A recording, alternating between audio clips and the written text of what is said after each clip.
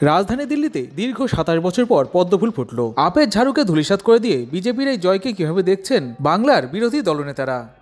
BJP ওখানে দিল্লিতে যে রাজনীতি করেছে, গত ১ মাস ১.৫ মাস ধরে যে প্রচারটা করেছে তোমরা জানো, তার আগেই যখন ইন্ডিয়া এগেনস্ট কারাপশনের নাম করে আন্না হাজারের নেতৃত্বে যারা বসেছিল সে তো সব বিজেপির টিম।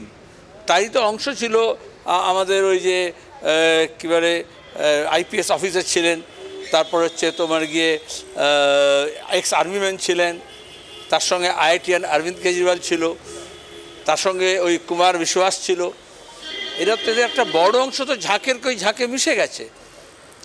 সবসময় পৃথিবীব্যাপী হয় যেখানে দক্ষিণপন্থার উত্থান হয়, মানুষের ক্ষোভ রাগ দুঃখ থাকলে তারা আরেকটা নকল বিরোধী সাজায় যাতে বামপন্থা না উঠে আসে।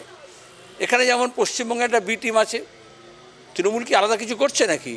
শুধু বিজেপি যা যা বলছে তৃণমূল তাই তাই করছে। যতদিন যা যা করবে এটাই হচ্ছে তার কবচ, ততদিন মতো মোহন বাগাত বলবে এখন একে ডিস্টার্ব করো না, নাহলে বামপন্থীরা চলে আসবে।